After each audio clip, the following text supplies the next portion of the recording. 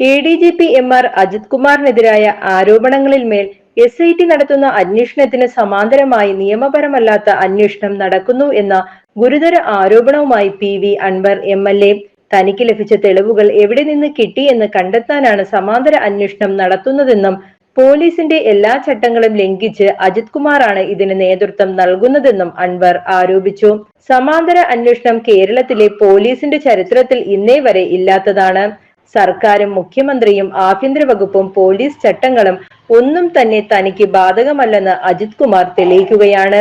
ഈ ചട്ടലംഘനം മാത്രം മതി ഇദ്ദേഹത്തെ സസ്പെൻഡ് ചെയ്യാൻ.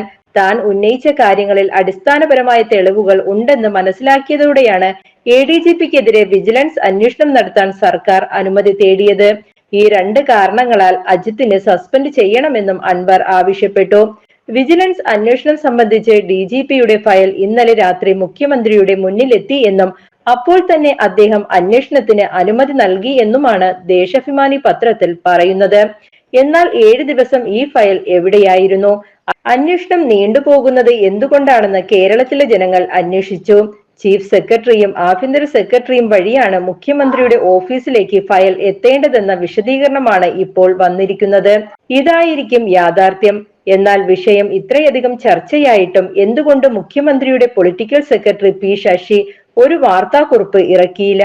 മുഖ്യമന്ത്രിയാണ് അജിത്തിനെതിരായ അന്വേഷണം വൈകിപ്പിക്കുന്നതിന് കാരണക്കാരൻ എന്ന ചർച്ച ഉണ്ടാക്കിയെടുക്കാൻ ശശി കൂട്ടുനിന്നു. പൊളിറ്റിക്കൽ സെക്രട്ടറിക്ക് വ്യക്തമായ രാഷ്ട്രീയ അജണ്ടയുണ്ട്, അൻവർ ആരോപിച്ചു.